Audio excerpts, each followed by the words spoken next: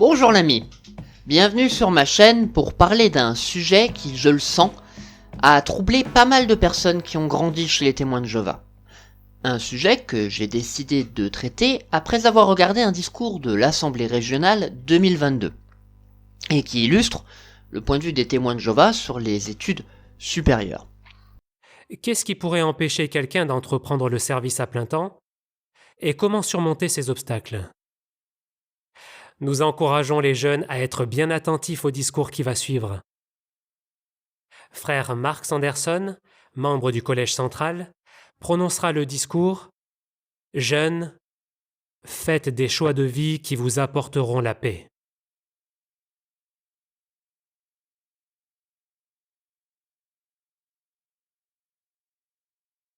Un jeune frère de 18 ans se demandait ce qu'il allait faire une fois ses études secondaires terminées. Il avait été élevé dans la vérité et il avait vraiment très envie de devenir pionnier. Mais d'un autre côté, il avait droit à une bourse d'études ainsi qu'à d'autres aides financières et il avait été accepté à l'université. Il se posait plein de questions. Comment est-ce qu'il allait subvenir à ses besoins ? En plus, ses professeurs et divers conseillers insistaient pour qu'il aille à l'université. Quelle décision allait-il prendre ? Ce sujet, maître personnel, raison pour laquelle je ne le traite qu'aujourd'hui. Je n'ai pas fait les études que j'aurais voulu, car, autant le dire avec honnêteté, car bêtement, j'ai fait confiance à l'organisation et à mes parents, qui se sont alignés sur cette dernière en ce qui concerne le sujet. Mes profs d'ailleurs n'ont jamais compris ma décision, mais sincèrement, comment auraient-ils pu s'imaginer l'environnement, je sais pas comment on peut le qualifier, obscurantiste peut-être, dans lequel j'ai grandi? Alors, quand je parle d'obscurantisme, je parle pas de ma famille. Eux, ils ont conservé un certain recul parfois. Mais la religion, elle, des témoins de Jéhovah, est clairement contre les études. Et c'est ce que nous allons voir aujourd'hui.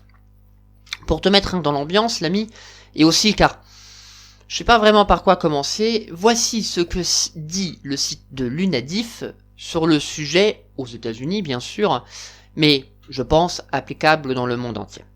On constate dans ces différents témoignages que les jeunes témoins de Jéhovah aspirent à faire des études, mais qu'ils sont très vite découragés par leur propre famille.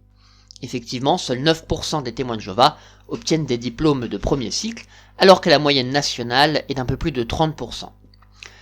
La NPR a retrouvé une vidéo d'un dirigeant de l'organisation expliquant les raisons de la Watchtower pour décourager l'enseignement.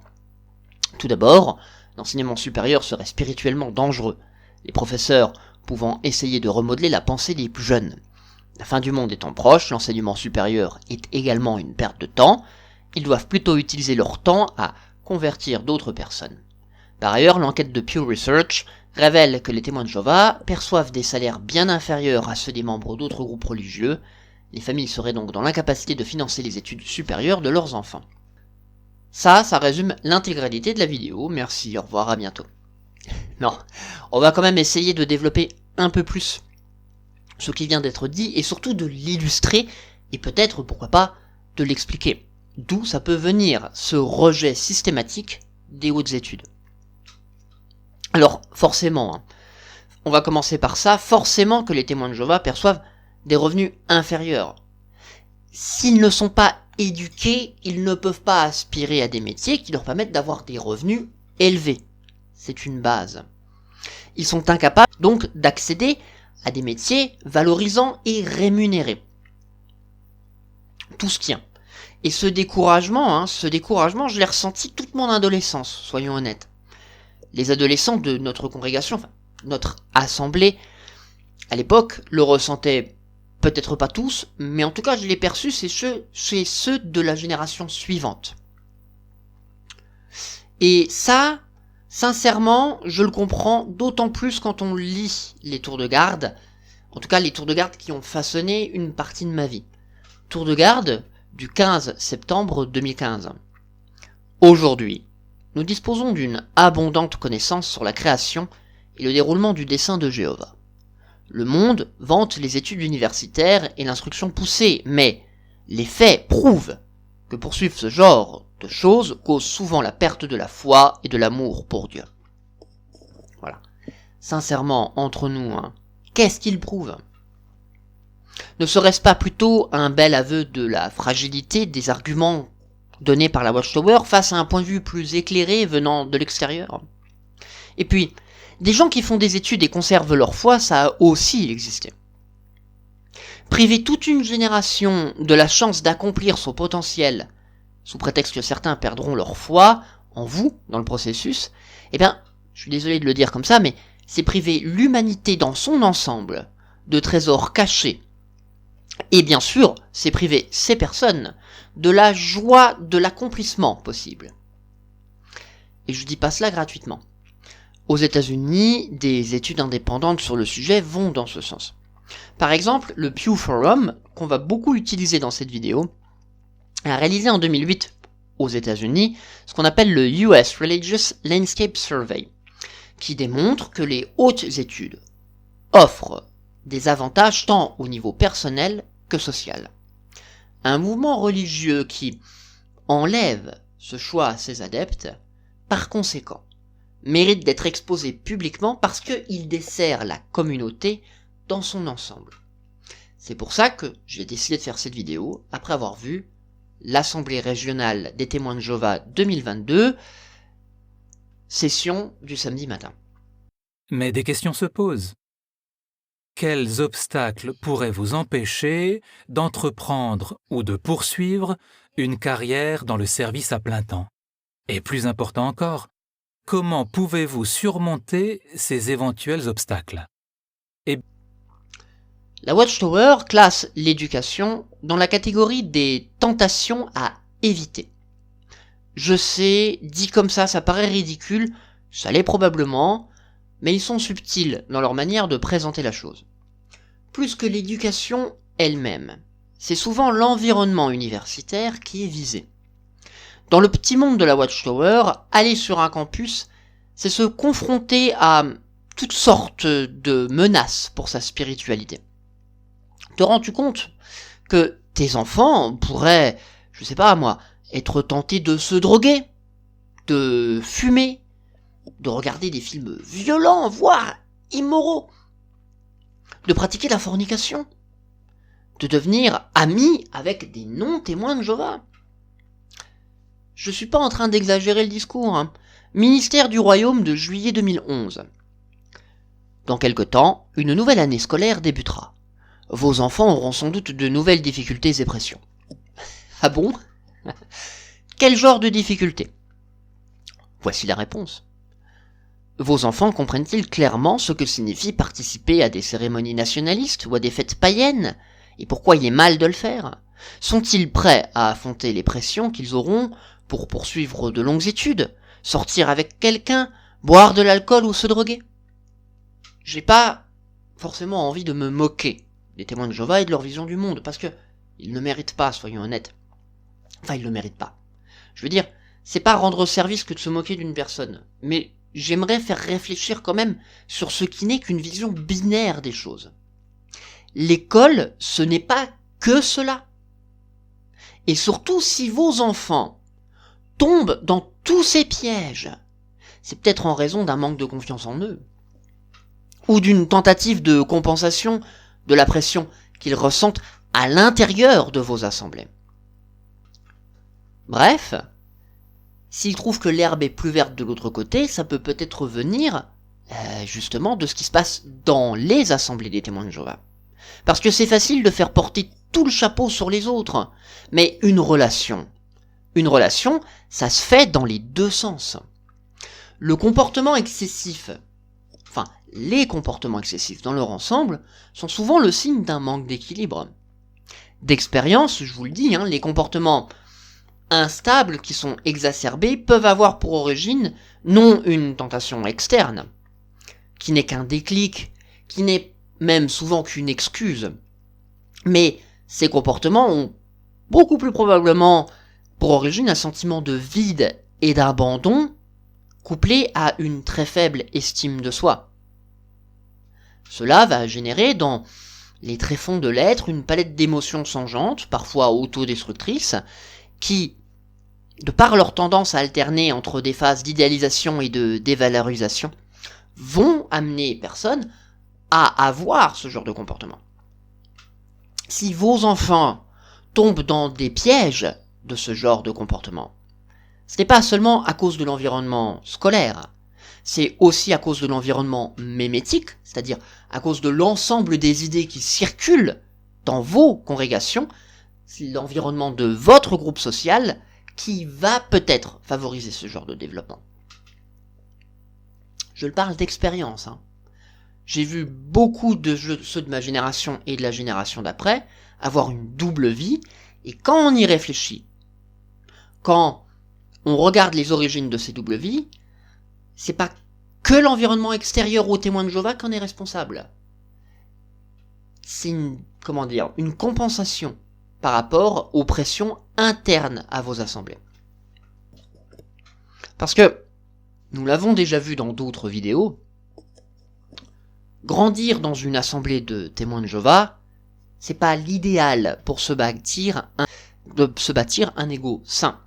Et on le redéveloppera parce que j'ai pas abandonné la série des vidéos sur la pyramide de Maslow. On passera bientôt à l'échelon supérieur. En plus de ça, voilà, comme grandir en tant que témoin de Jéhovah, c'est apprendre à être soumis à l'organisation, la plupart des jeunes nés dans l'organisation sont dépourvus de la capacité à dire non. Un jeune témoin de Jéhovah est donc particulièrement influençable, d'autant plus qu'il est en recherche de considération. Et puis, il y a aussi, bien sûr, le problème de la réactance. Il peut devenir intéressé par ce qui lui est interdit de manière trop insistante, justement en raison du fait que ça lui est interdit. Ça donne une valeur intrinsèque à l'action elle-même. Le problème est donc aussi en partie de la responsabilité de l'esclave fidèle et avisé. Peut-être que beaucoup d'entre vous, jeunes qui écoutez ce discours en ce moment, vous êtes confrontés à cette même décision. Ou bien peut-être que vous le serez dans 1 an ou 2. Quel choix de vie ferez-vous? Eh bien, voici ce que nous savons. Jéhovah veut que vous ayez pas simplement une vie agréable, une vie moyenne. Il veut que votre vie soit merveilleuse, qu'elle soit formidable. Et il veut que ce soit le cas pendant votre jeunesse, mais aussi tout le reste de votre vie. La Bible dit d'ailleurs en Ecclésiaste, chapitre 11, verset 9, « Réjouis-toi, jeune homme, tant que tu es jeune, et que ton cœur soit heureux au jour de ta jeunesse. » En fait, beaucoup de jeunes ont trouvé la joie véritable et la paix en choisissant de faire carrière dans le service à plein temps. Alors non, s'il te plaît, Collège Central, c'est pas ça la vraie raison de déconseiller des grandes études. Donne-moi, s'il te plaît, ce qui est la vraie raison pour laquelle l'organisation ne veut pas, et j'ai pesé mon mot, ne veut pas que ses membres fassent de grandes études. Qu'on utilise les dons qu'il nous a faits ou capacités qu'il nous a données pour qu'on puisse subvenir à nos besoins. Donc, il est important que vous, les jeunes, vous réfléchissiez à l'avance à une formation qui vous permettra plus tard de subvenir à vos besoins. Alors, dans certains pays, il est possible qu'en grandissant, vous puissiez apprendre un métier auprès de votre père ou de votre mère, ou même auprès d'un autre membre de votre famille. Dans d'autres pays, vous pourrez peut-être, au cours de vos études secondaires, choisir une formation professionnelle qui vous permettra de développer des compétences ou d'apprendre un métier. Mais dans tous les cas, vous devez anticiper.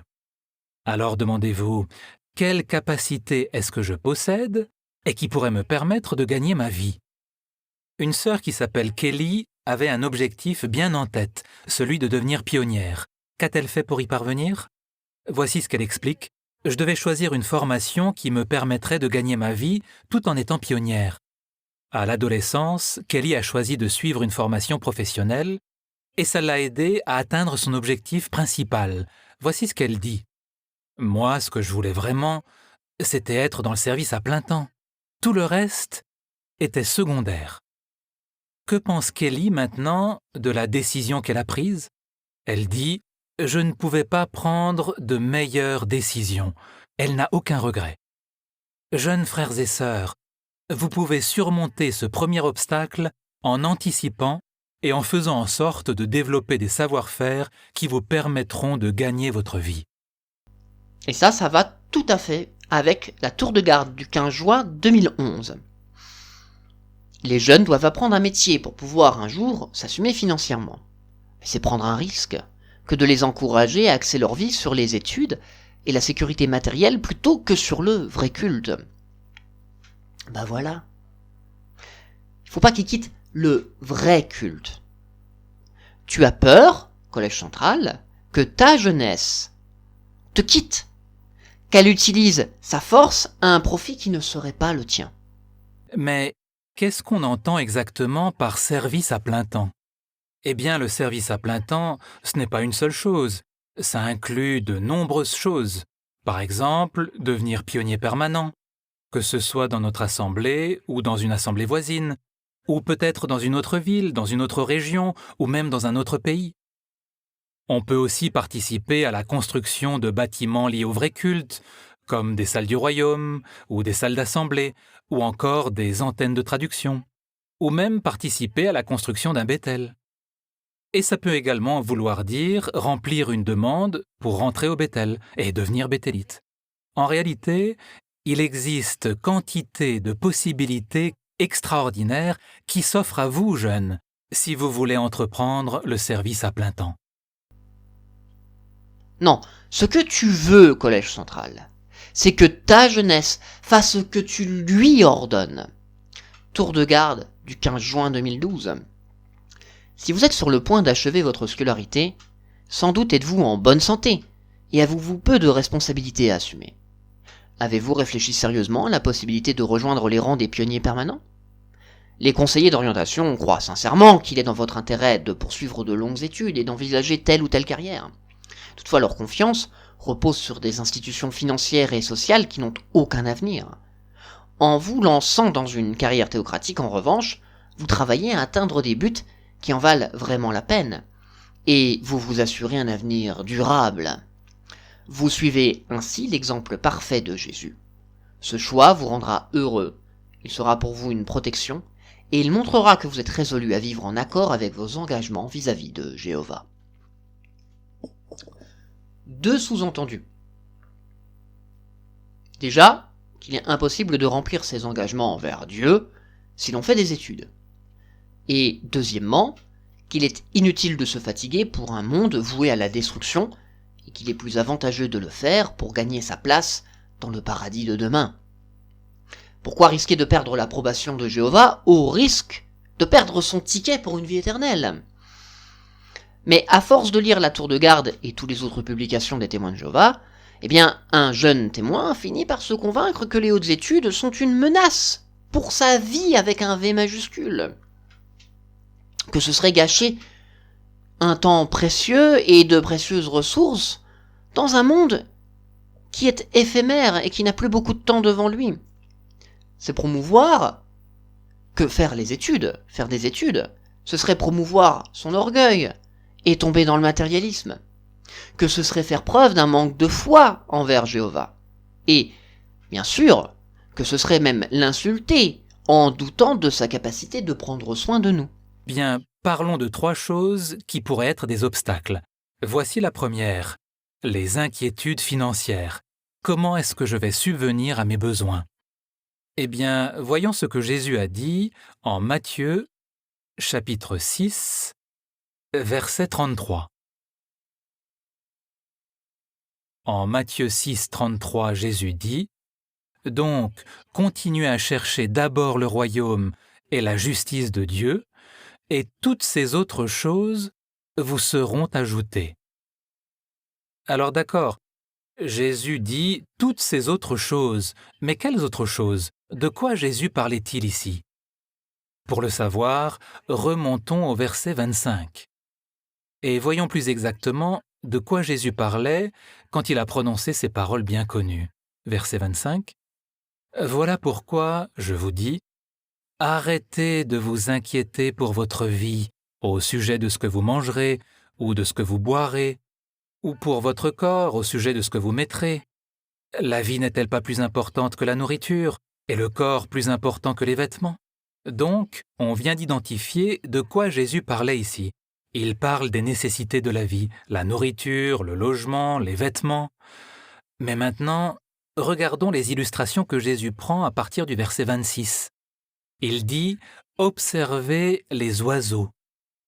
Ils ne sèment pas, ne moissonnent pas, ils ne font pas de réserve. Pourtant, votre Père céleste les nourrit. N'avez-vous pas plus de valeur qu'eux ? Qui de vous, en s'inquiétant, peut allonger même un peu la durée de sa vie ? Et pourquoi vous inquiétez-vous au sujet de ce que vous allez mettre ? Regardez ce que vous apprennent les lys des champs. Ils poussent sans effort, ils ne tissent pas de vêtements. Mais je vous dis que même Salomon, dans toute sa gloire, n'a jamais été habillé comme l'un d'eux. Si Dieu habille ainsi la végétation des champs, qui est là aujourd'hui, mais qui sera jetée au feu demain, ne vous habillera-t-il pas à plus forte raison, gens de peu de foi ? Ne vous inquiétez donc jamais, disant « Qu'allons-nous manger, ou qu'allons-nous boire, ou qu'allons-nous mettre ?» Ce sont là des choses dont les nations se préoccupent beaucoup. Votre Père céleste sait que vous avez besoin de toutes ces choses. Alors, que signifient ces versets ? Bref, faire de longues études, c'est se compromettre avec des gens de mauvaise influence. C'est s'exposer à des enseignements démoniaques comme l'évolution, ou, Dieu nous en garde, la philosophie. Dommage, d'ailleurs, que les jeunes témoins ne connaissent pas plus de philosophie. Ils ne pourront jamais comprendre Jean-Jacques Rousseau lorsqu'il dit « Oserais-je exposer ici la plus grande, la plus importante, la plus utile règle de toute éducation ? Ce n'est pas de gagner du temps, c'est d'en perdre. » Attaquons-nous donc à tous ces arguments dissuasifs. Commençons par la tour de garde du 15 juin 2012. Les conseillers d'orientation croient sincèrement qu'il est dans votre intérêt de poursuivre de longues études et d'envisager telle ou telle carrière. Toutefois, leur confiance repose sur des institutions financières et sociales qui n'ont aucun avenir. Si mes parents, et pourtant, mes parents m'ont tout fait parce qu'ils m'aimaient, pour que je prenne le chemin qu'ils pensaient être le meilleur, m'ont découragé dans ma poursuite d'études, outre leurs propres problèmes financiers, c'est parce que le monde n'en a plus que pour quelques années d'existence. Je ne devais donc pas gâcher mon précieux temps dans la poursuite d'une futilité vouée à disparaître comme la fumée dans le vent. Mais bon, ce système aurait déjà dû disparaître en 1914, et ça fait 100 ans qu'il doit disparaître sous peu. Combien de générations sont passées à côté d'eux-mêmes dans l'attente de cet événement ? Combien auraient apporté une force réelle à l'ensemble de l'humanité s'ils avaient pu déployer tout leur potentiel ? Tour de garde du 1er octobre 2005 donna la bonne résolution à mes parents, qui n'ont pas vraiment laissé le choix d'ailleurs dans mes études. Le système éducatif varie d'un pays à l'autre. Aux États-Unis par exemple, l'école publique dispense 12 années d'enseignement de base. Puis les élèves peuvent décider de suivre une formation universitaire de 4 ans ou plus pour décrocher l'équivalent d'une licence, voire d'un diplôme de 3e cycle, qui fera d'eux les médecins des hommes, de loi, des ingénieurs, etc. C'est cette formation universitaire qui désigne l'expression « longues études », utilisée dans cet article. En parallèle, il existe des filières techniques et professionnelles qui dispensent des formations courtes, sanctionnées par un diplôme et débouchant sur des métiers manuels ou des emplois dans le domaine des services. Voilà, suite à cet article, et aux conseils insistants et pesants de mes parents, j'ai fait un bac+2, un BTS. Et à la fin de ce BTS, en insistant un peu, j'ai réussi à m'imposer pour faire une année supplémentaire en licence par alternance dans le management. Pour que cela ne coûte pas trop d'ailleurs, l'alternance. Et me voilà donc parti dans le domaine du commerce, un métier qui est mal considéré par mon père et une partie de ma famille. Et qui n'est intéressant de mon point de vue que pour son côté relationnel. Bref, bravo la Watchtower, tu m'as fait rentrer dans un domaine que mes parents détestent, et pourtant je l'ai fait pour leur faire plaisir, et qui pour moi n'est intéressant que sur un facteur. Au passage, j'en profite pour te le redire, hein, mon ami qui me regarde, je ne suis pas une autorité. Hein. Je ne dispose d'aucune formation valable, si je puis dire, dans les domaines que j'aborde dans mes vidéos. Je ne me fais pas confiance. Expérimente par toi-même. Va vérifier ce que je te dis, va voir les sources que je mets en description et fais-toi ton propre avis. C'est important de se faire son propre avis. En plus, il est incroyablement, si je peux, pour sauter du coq à l'âne, hein, hypocrite de la part de l'organisation des témoins de Jéhovah de nous décourager dans la poursuite de nos études, alors même qu'ils aiment bien quand même, hein, faut l'avouer, dans leurs vidéos et dans leurs articles, mettre en avant des scientifiques, des avocats, des médecins qui se sont convertis, bref, des gens qui, eux, ont fait des grandes études, alors que nous-mêmes, on nous décourage de le faire. Et puis surtout, ces gens qui ont fait des grandes études et qui sont rentrés dans l'organisation plus tard, ils lui sont utiles. Parce que l'organisation est la première à bénéficier des talents de ces personnes qui ont fait des études dans le monde. L'organisation est la première à avoir besoin de médecins et de chirurgiens, ne serait-ce que sur le domaine de la transfusion sanguine. Elle est la première à avoir besoin d'ingénieurs et de gestionnaires pour mener ses affaires. Ces gens n'ont pas perdu leur temps sur le banc de l'école, ils en ont gagné au bénéfice de tout le monde, y compris les témoins de Jéhovah. Le siège mondial à Warwick, ainsi que toutes les filiales qui en découlent, nécessitent le recours à des personnes compétentes, à des personnes formées par le monde de Satan. Nous aussi, nous avons besoin de personnes diplômées et accréditées comme des architectes pour les projets de construction, ou des avocats pour défendre l'organisation devant les tribunaux. Sans ingénieurs pour les machines d'impression ou sans informaticiens pour la gestion de leur réseau, il n'y a pas d'œuvre de prédication des témoins de Jéhovah. Et tout ça n'est possible que par des études. Collège central.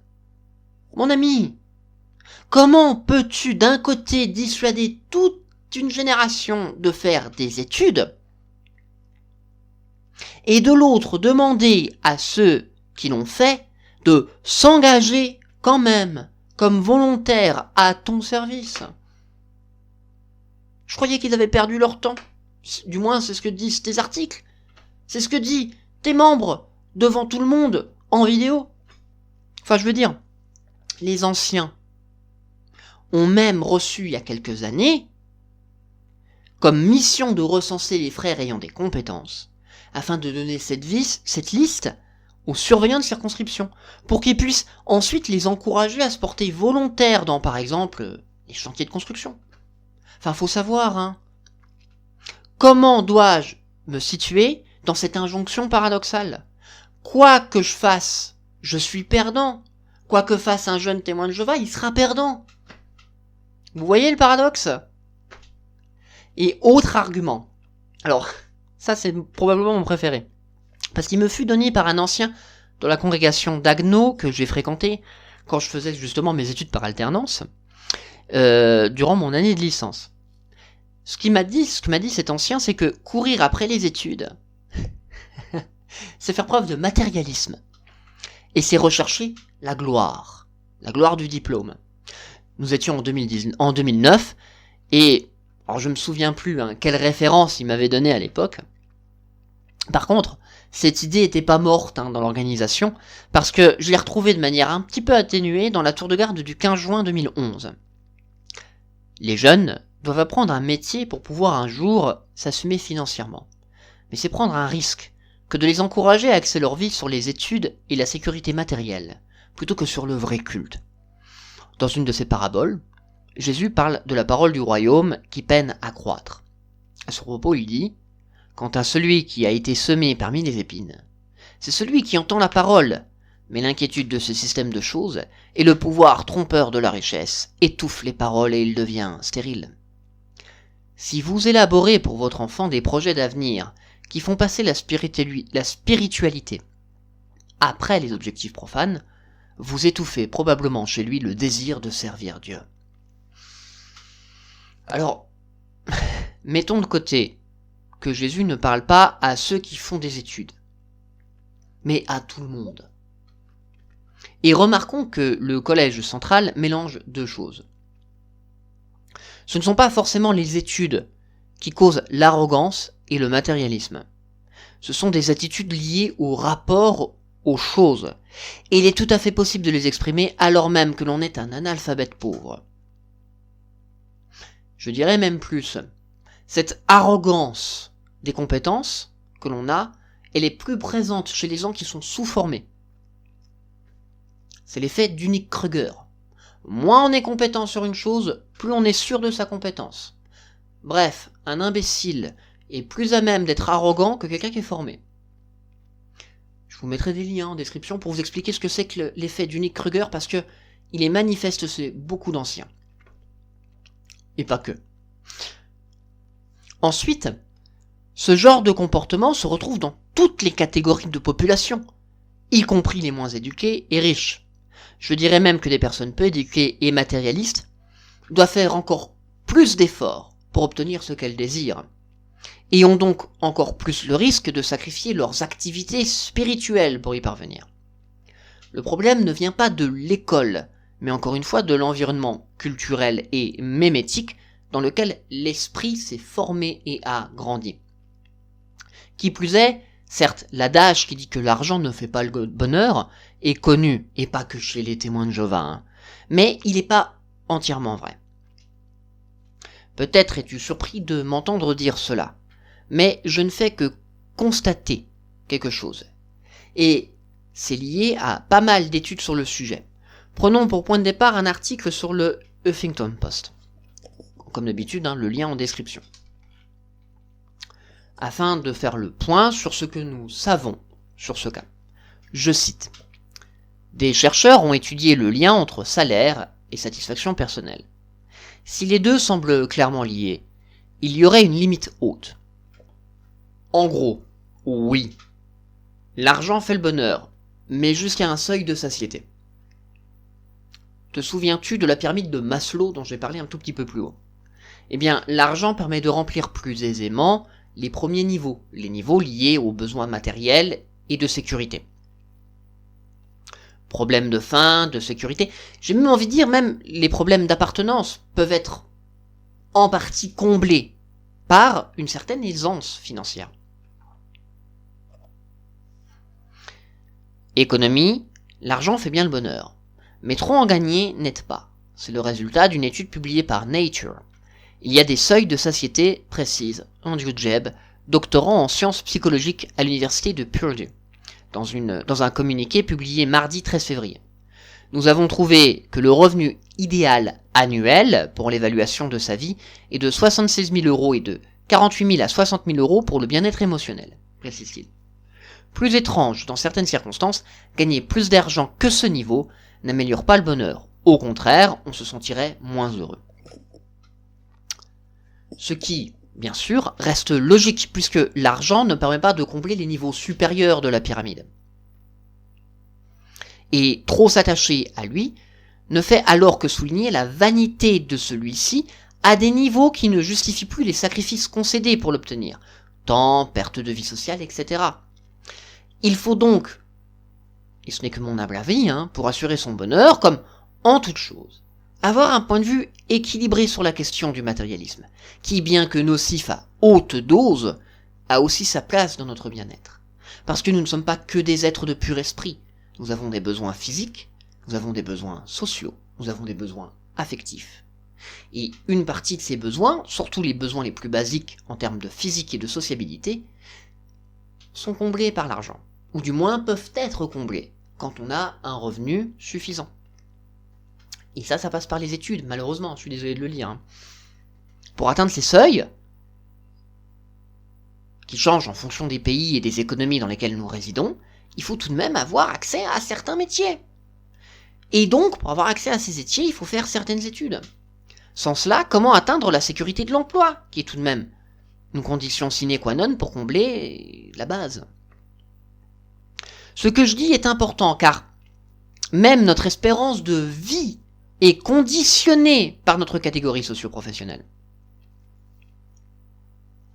les classes les plus aisées, celles qui sont le mieux rémunérées, ont statistiquement une vie plus longue et en meilleure santé grâce à l'éducation. Alors, je sais pas pour la France, mais aux États-Unis, le Pew Forum a bien étudié les différences de revenus moyennes en fonction de l'appartenance religieuse. Et les témoins de Jéhovah ne sont pas très bien placés.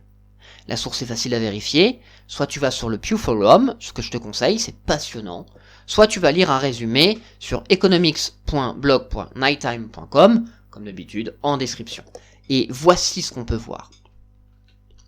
Ce qu'on peut voir, c'est que on a les religions classées par rapport à leurs membres, qui ont fait un pourcentage d'études supérieur, et en regard, on a le pourcentage de familles appartenant à ces religions qui ont un revenu supérieur à 100 000 $ par an. On peut voir que les hindous, par exemple, 43% d'entre eux ont fait des études supérieures aux États-Unis, 48% d'entre eux ont un revenu supérieur à 100 000 € par an. Pareil pour les juifs réformés ou les juifs conservateurs.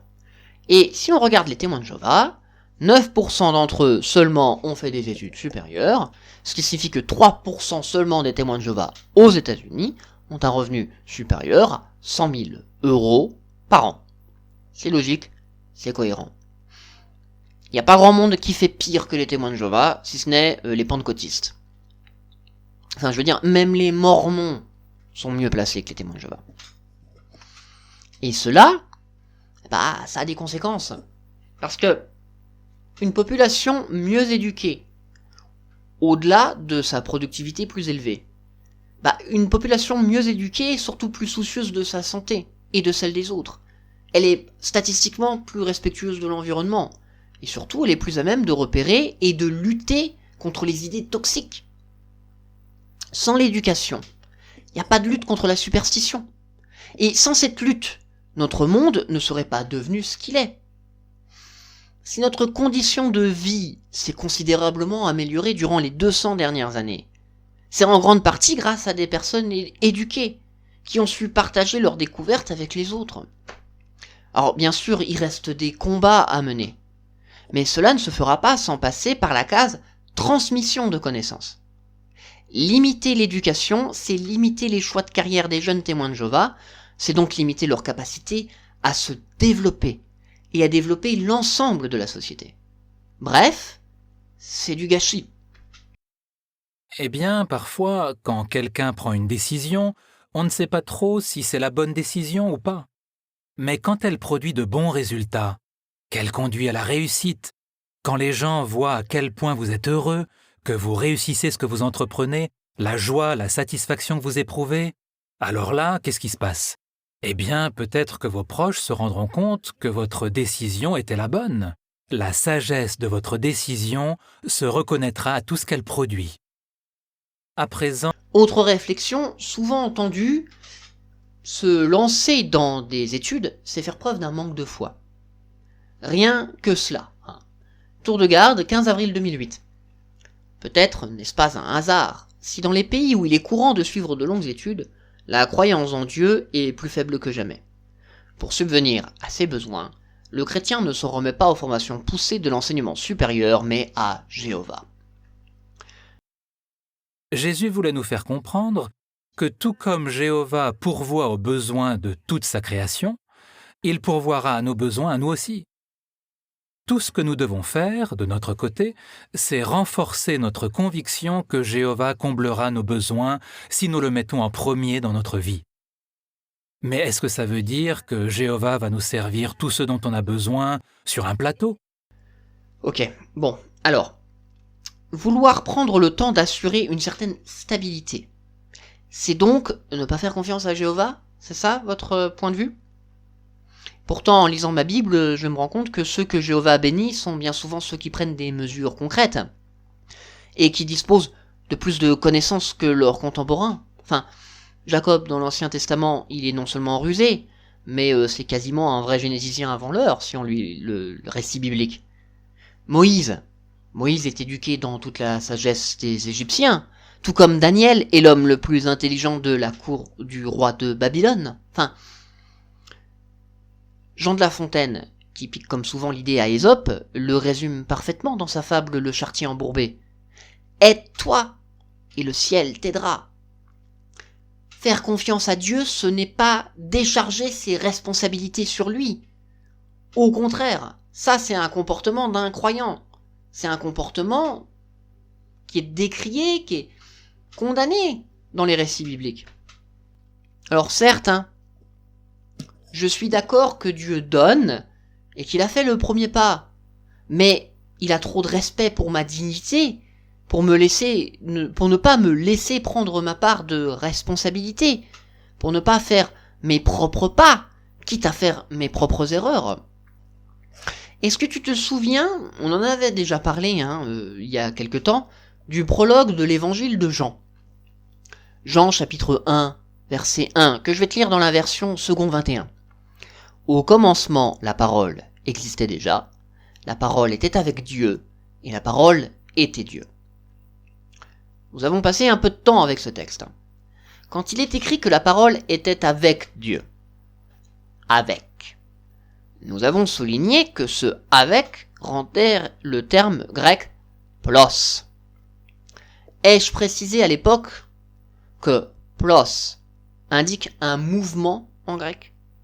Qu'être avec Dieu, c'est faire mouvement vers Dieu, se tourner vers Dieu, donc faire un effort, être en marche, ce qui est le sens en hébreu, ce qui est le sens en hébreu de la bénédiction. Heureux, en marche. Si je veux me tourner vers Dieu, objectif noble s'il en est, cela implique une action efficace de ma part, et qui sera d'autant plus efficace que je serai éduqué. C'est-à-dire que j'aurai suffisamment de base pour avoir une vision d'ensemble du monde. Sans faire de polémique sur la croyance en Dieu ou non et sur le lien entre celle-ci et le niveau d'éducation, comment voulez-vous attirer l'honneur vers Jéhovah si vous n'êtes pas capable de placer deux mots correctement à la suite, ou entretenir une discussion rationnelle et réfléchie?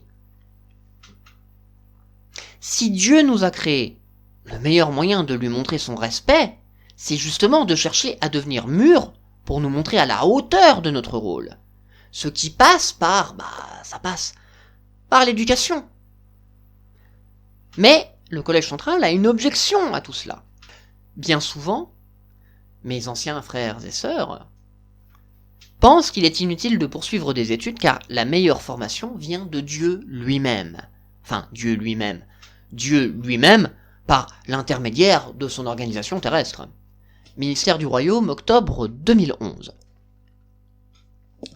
Actuellement, Jéhovah dirige le plus grand programme d'enseignement de tous les temps. La prophétie d'Isaïe se réalise par toute la terre. Des millions de personnes affluent à la montagne de la maison de Jéhovah. Pourquoi ? Pour être instruites dans les voies de Dieu, pour être enseignées par lui.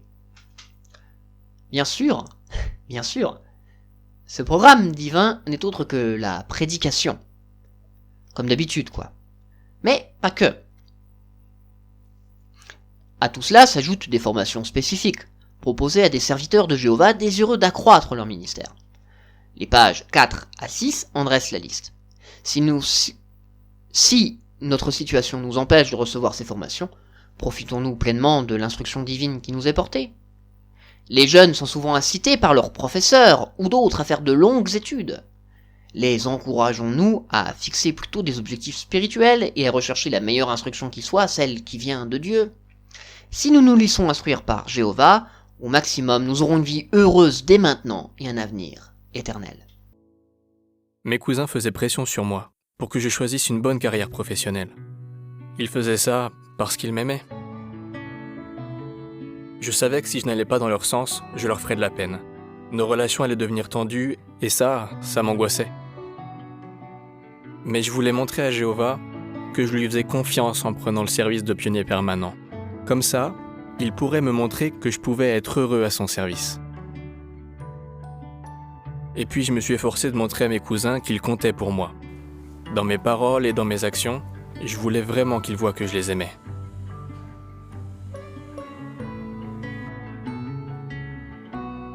Ils se sont rendus compte que mes choix ont fait de moi une meilleure personne. je m'intéresse aux autres plus qu'avant. Ils voient qu'on apprend des choses qui sont bonnes pour nous, qu'on est plus heureux et que notre vie a un sens. Ok, mais c'est trompeur comme raisonnement.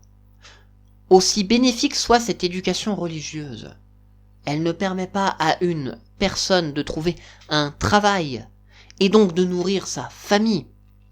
Mettre ainsi en avant l'éducation fournie par l'organisation des témoins de Jéhovah, c'est une manière de dire, et je paraphrase n'importe quel membre du collège central, obéis-moi, sers-moi, n'utilise tes forces et tes capacités qu'au profit de la Watchtower et de rien d'autre. Mais qu'est-ce qu'on entend exactement par service à plein temps? Eh bien, le service à plein temps, ce n'est pas une seule chose. Ça inclut de nombreuses choses. Par exemple, devenir pionnier permanent, que ce soit dans notre assemblée ou dans une assemblée voisine, ou peut-être dans une autre ville, dans une autre région, ou même dans un autre pays. On peut aussi participer à la construction de bâtiments liés au vrai culte, comme des salles du royaume, ou des salles d'assemblée, ou encore des antennes de traduction, ou même participer à la construction d'un Bethel. Et ça peut également vouloir dire remplir une demande pour rentrer au Bethel et devenir béthélite. En réalité, il existe quantité de possibilités extraordinaires qui s'offrent à vous, jeunes, si vous voulez entreprendre le service à plein temps.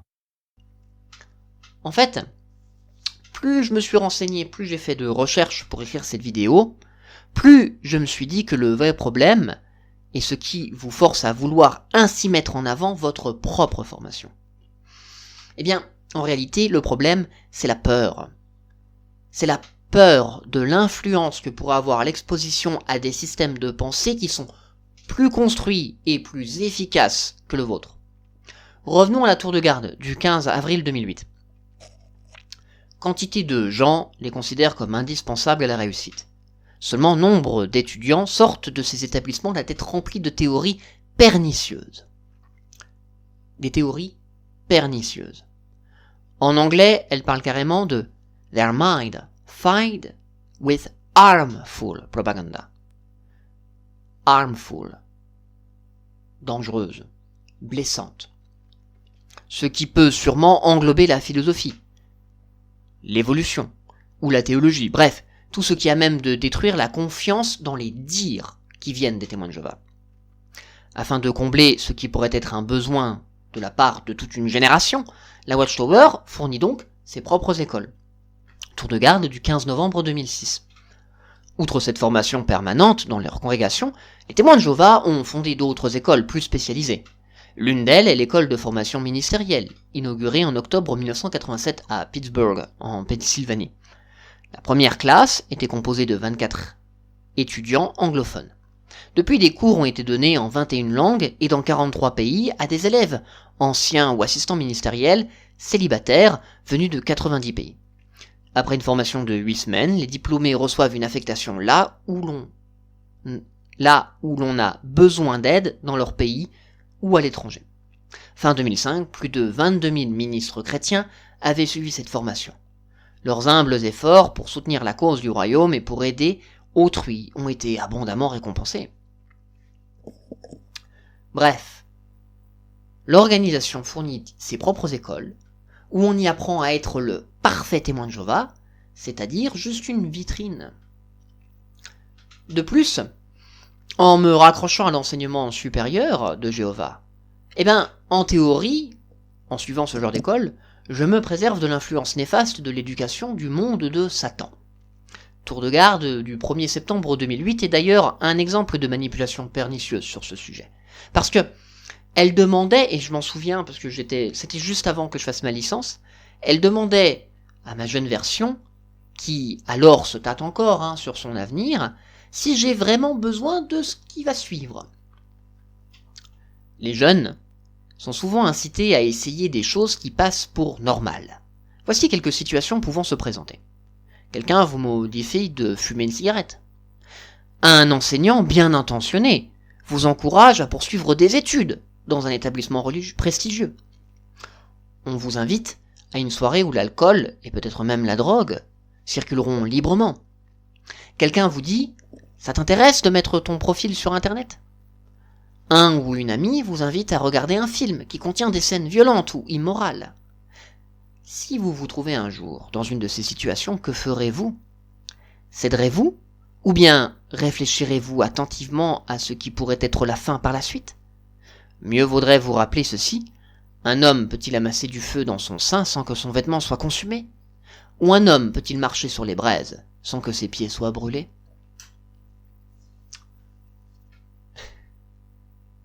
La luminosité est pas fou quand même.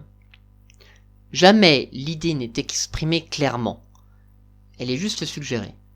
Et c'est bien suffisant pour perturber un jeune esprit encore indécis. Parce que dans ce genre de passage, les hautes études, quand même, je ne sais pas si vous en avez conscience, sont placées au même niveau que des pratiques qui sont, entre guillemets, condamnées par la Bible, du moins si j'en crois le Collège central. Oui, ils disent que la Bible interdit de fumer, de se droguer, de regarder des films violents. On ne va pas y revenir, mais c'est un fait pour un témoin de Jéhovah.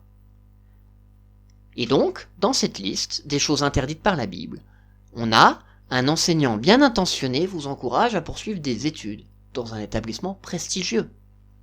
On a une association d'idées. Bien sûr, c'est subtil, mais tout le monde te regardera avec suspicion si tu pars sur un campus faire des études. Tour de garde du 15 avril 2006. Afin de recevoir les bénédictions divines, vous en conviendrez, nous devons résister à l'envie de chercher des choses pour nous-mêmes au détriment du culte pur de Jéhovah. Et cela, que ce soit en nous lançant dans des affaires qui rapportent gros ou qui permettent de faire fortune rapidement, en nous consacrant à des études ambitieuses afin de faire carrière dans ce système, ou encore en suivant des stages de développement personnel. En elles-mêmes, ces activités ne constituent pas des péchés. Cependant, quand vous songez à la vie éternelle, ne voyez-vous pas qu'elles sont en réalité des œuvres mortes? En quel sens?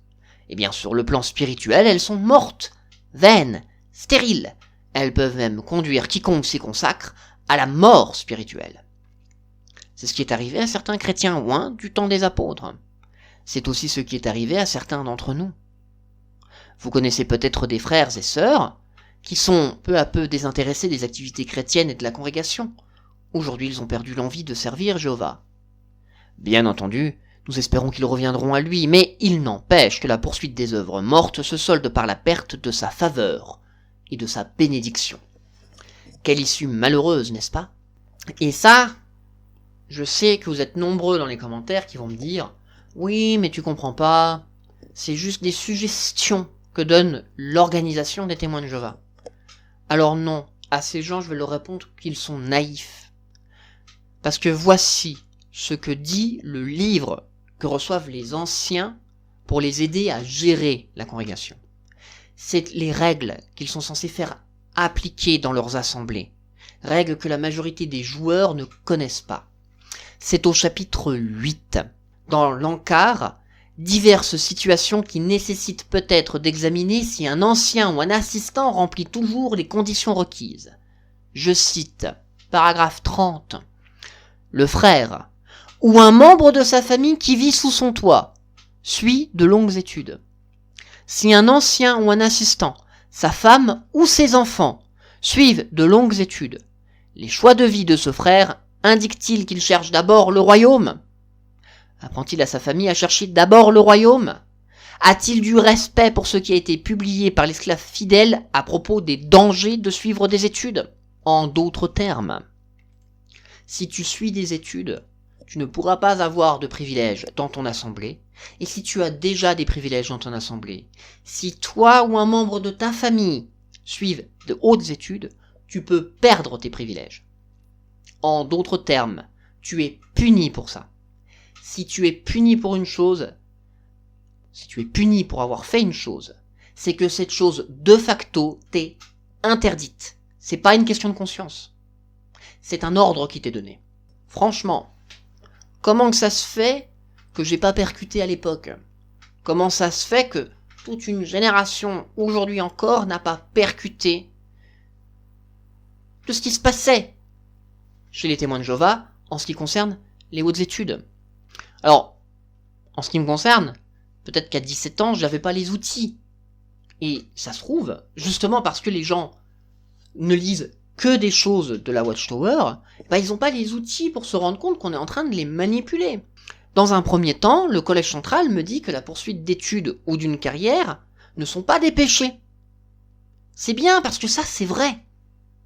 Mais immédiatement après, ils osent nous dire l'exact inverse, puisque ce sont des œuvres mortes, pire même, des œuvres qui me font perdre la faveur de Jéhovah. Bref, ce sont des œuvres qui me condamnent à une mort spirituelle. En quoi est-ce différent d'un péché alors? Répondez. Comment peut-on arriver à justifier le fait que ce soit un péché? Eh bien, à la manière de la tour de garde du 1er octobre 2005. Intéressons-nous également à l'environnement dans lequel évoluent les étudiants. Drogue, abus d'alcool, immoralité sexuelle, tricherie, bizutage, etc. Les campus ne sont pas réputés pour le respect des valeurs morales. Parlons d'alcool. Dans un article consacré à la mode qui consiste à boire dans le seul but de s'enivrer, la revue New Scientist fait ce constat. Quelque 44% des étudiants américains se saoulent en moyenne une fois toutes les 2 semaines. Ce phénomène est tout aussi courant en Australie, en Grande-Bretagne, en Russie et ailleurs. Que dire de l'immoralité sexuelle? Un article de Newsweek a décrit ainsi le dernier passe-temps à la mode sur les campus. Un contact intime sans lendemain, qui peut aller des baisers aux rapports sexuels entre 2 personnes se connaissant à peine et n'envisageant même pas de se reparler. Des études révèlent que 60 à 80% des étudiants s'adonnent à ces jeux sexuels. D'où ce commentaire d'un chercheur, pour l'étudiant d'aujourd'hui, c'est un comportement normal. Ça, c'est pas entièrement faux. Je vais pas dire que c'est entièrement faux. Mais c'est quand même une belle généralisation. Non, messieurs, les hautes études ne sont pas forcément synonymes d'immoralité. Je ne reviendrai pas sur ce que j'ai déjà dit. Par contre, outre la caricature, ça ressemble fortement à un appel à la peur. Wikipédia me définit d'ailleurs cette technique oratoire.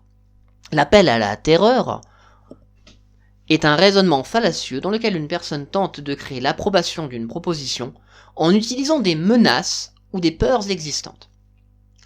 Ici, bien sûr, cette peur, très typique des témoins de Jéhovah, de l'impureté. Mais la peur n'est pas une preuve. La peur est une tromperie. En voilà un superbe tour d'horizon de toutes les raisons pour lesquelles les témoins de Jéhovah n'aiment pas les hautes études et ceux qui les font. Je pense avoir plutôt bien résumé la situation actuelle. Mais une question demeure. D'où vient cette défiance vis-à-vis de l'éducation? Alors certes, j'ai déjà commencé à expliquer le phénomène, mais doit avoir bien plus derrière. Ne trouves-tu pas, mon ami, que l'argumentation de l'organisation est illogique, et même contradictoire sur le sujet? Il est possible d'éviter les mauvaises fréquentations. Ce n'est pas selon moi l'éducation qui cause le matérialisme, et le temps nécessaire pour les faire est somme toute dérisoire au regard du bénéfice que tout le monde en tire, y compris la Watchtower. De son propre aveu, elle a besoin de personnel qualifié pour accomplir sa mission divine. Le problème du Collège central n'est sûrement pas avec l'éducation elle-même. C'est quelque chose d'autre qui les dérange là-dedans. Mais quoi? C'est là le moment où je vais faire une hypothèse. Tu peux être d'accord ou pas. Si tu veux apporter ta propre hypothèse, les commentaires sont là pour ça. Mais voilà ce que je pense, en tout cas sur ce sujet. Je pense que c'est un symptôme de ce que j'avais appelé dans une autre vidéo la bête totémique qu'est la Watchtower. C'est-à-dire, la Watchtower, c'est en quelque sorte l'idole, la référence ultime, c'est presque l'image que se fait un témoin de Jéhovah de Dieu. Et cette image, cette bête totémique, elle a peur de perdre son emprise et son pouvoir sur les fidèles. Parce que à l'école, nous apprenons bien plus que des compétences professionnelles.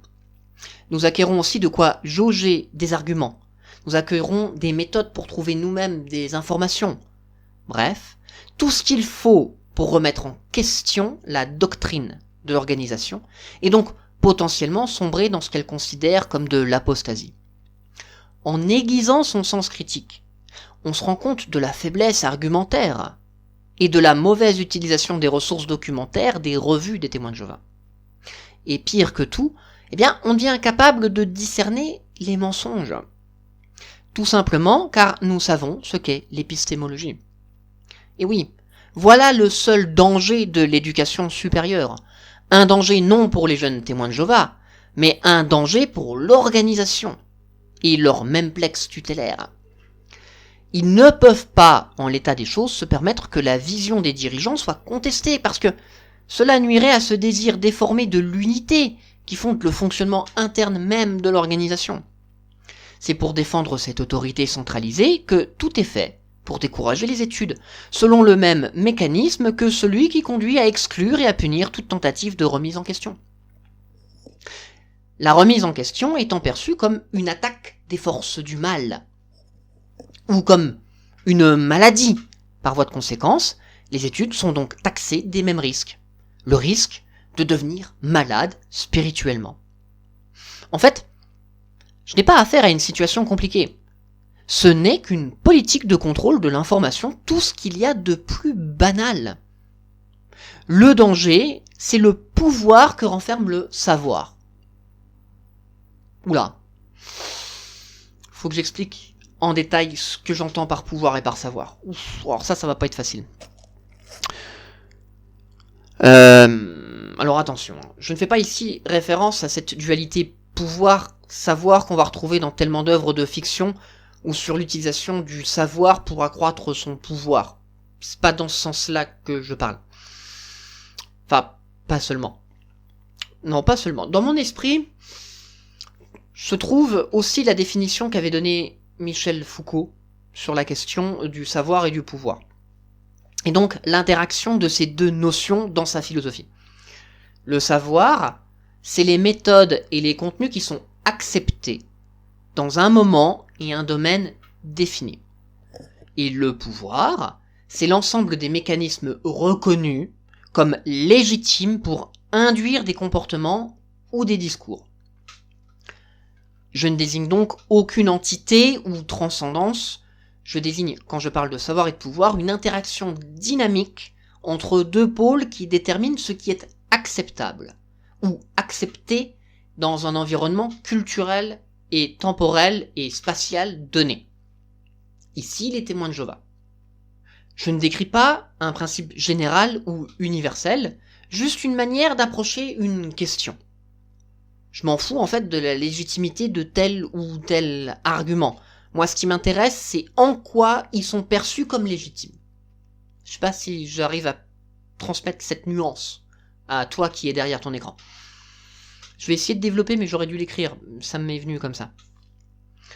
En bref, ce que je propose, c'est une grille d'analyse. Et dans celle-ci, savoir et pouvoir sont inséparables. Pour comprendre où je veux en venir, dis-toi qu'un élément de savoir ne peut être considéré comme un élément de savoir dans un environnement culturel que s'il est conforme à un ensemble de règles et de contraintes liées à cet environnement. Il doit aussi, pour se pérenniser, être doté d'un potentiel de coercition ou d'incitation qui sont jugés comme acceptables, voire souhaitables, comme par exemple répondre aux exigences de la méthode scientifique, ou s'accorder aux livres sacrés auxquels le groupe se rattache. Sans cela, le savoir va mourir dans l'environnement dans lequel il serait placé. Quant au pouvoir, pour fonctionner, il doit s'exercer selon des procédures, des instruments, des objectifs qui sont validés dans un système plus ou moins cohérent de savoir. Ainsi, pouvoir et savoir ne se génèrent pas, ni ne s'annulent mutuellement. Ils forment en fait le nexus, le moteur du courant de pensée qui va déterminer ce qui est acceptable ou non dans un milieu culturel donné. Foucault usa de ce système, fort élégant je pense, pour étudier l'évolution de nos rapports avec la maladie mentale, notre rapport avec le milieu carcéral, et même, et surtout, de ce système fort élégant pour étudier la délinquance et notre rapport à la sexualité. Aussi, une grande partie de l'autorité et du pouvoir qu'exerce la Watchtower passe par le contrôle du savoir. Et changer ce que je pourrais appeler le pH de ce dernier va nullifier plus ou moins sa capacité au Collège central à exercer du pouvoir, tout simplement. Et je le vois de mes propres yeux en ce qui concerne certaines personnes de ma connaissance. On leur a fait ressentir de la culpabilité pour des fautes X ou Y. Non pour qu'elles progressent, mais pour qu'elles rentrent dans le cadre du pouvoir du milieu dans lequel elles se trouvent. On leur a fait incorporer de force un savoir, celui de ce qui est pur et de ce qui est impur, qui va déterminer la capacité du pouvoir qu'ont les anciens sur eux. Toutes ces personnes que j'ai connues dans mon enfance, dans mon adolescence et dans ma vie de jeunes adultes, ne disposaient pas des outils de savoir qui sont aujourd'hui les miens, et donc elles se sont laissées emporter par l'ensemble savoir et pouvoir que les anciens mettaient en branle. Bien sûr, je me réfère souvent, et tu l'as remarqué au fur et à mesure de mes vidéos, à la Watchtower comme à un memplex. S'il faut, je vais réafficher ce qu'est la définition d'un memplex. Voilà. Mais cela reste une relation. Nous ne sommes pas passifs dans l'histoire. Nous ne subissons pas uniquement du dehors. Non. Nous sommes une fonction dans un processus. Nous sommes un agent d'une manifestation dont l'alchimie dépend des facteurs qui vont le constituer. C'est l'interaction entre le milieu externe et notre milieu intérieur qui fait ce que nous sommes. Changer par l'éducation l'ensemble des idées qui nous habitent, l'ensemble des mèmes qui nous habitent, ce qu'on pourrait appeler en mémétique le mémnome d'une personne, c'est un peu comme changer par des probiotiques son biome intestinal. Cela influence le processus de digestion, et donc la santé globale. Encore une fois, je suis désolé de le dire, de le répéter et de le redire dans des termes très crus, mais les témoins de Jéhovah n'ont rien d'exceptionnel. Même dans leur mauvais côté, ils sont désespérément banals et un reflet du monde dans lequel nous vivons. En d'autres termes, les témoins de Jéhovah ne sont pas différents de tous les autres groupes sociaux. Ils répondent aux mêmes exigences, aux mêmes règles, aux mêmes contraintes et aux mêmes dangers. L'éducation est donc, comme pour tous les autres groupes sociaux, un facteur qui peut le changer. Et c'est pour ça que les témoins de Jéhovah sont si véhéments vis-à-vis des hautes éducations. Et toi, que penses-tu sur le sujet ? As-tu des regrets de ne pas avoir fait certaines études ? T'es-tu restreint de développer tes compétences parce qu'on t'a dit que c'était mal ou que ça pouvait être dangereux pour toi ? Et surtout, crois-tu que l'organisation non seulement a tué dans l'œuf un grand nombre de compétences, mais surtout prendrait un risque si un jour elle ouvrait les écluses des hautes études ? Je suis assez curieux de savoir ce que t'en penses. C'est pour ça que je te laisse désormais la parole, après avoir fait ta propre idée, après tout ce que j'ai exposé. N'hésite pas à partager avec nous. Et surtout, penses-tu que c'est faire honneur à l'image de Dieu qu'est l'homme, que de l'empêcher de croître et d'atteindre son plein potentiel ? La pression de l'entourage. On lit en Colossiens 4, verset 6, « Que vos paroles soient toujours pleines de charme, assaisonnées de sel. » Alors on sait bien que quand on mange un plat qui n'est pas salé, ce n'est pas très bon. On rajoute un peu de sel, et là tout de suite, c'est bien meilleur. Donc, quand vous parlez à vos proches des choix que vous voulez faire, veillez à mettre un peu de sel sur vos paroles pour que vous puissiez raisonner avec eux et les aider à comprendre que votre décision est pleine de sagesse. Bon, peut-être que les membres de votre famille ne seront pas d'accord avec vous, mais lisons ensemble ce que Jésus a dit en Luc, chapitre 7, verset 35. Jésus dit dans ce verset, « Cependant, la sagesse se reconnaît, et notez bien ce que Jésus dit ici, elle se reconnaît à tout ce qu'elle produit. » C'est quoi l'idée ici ?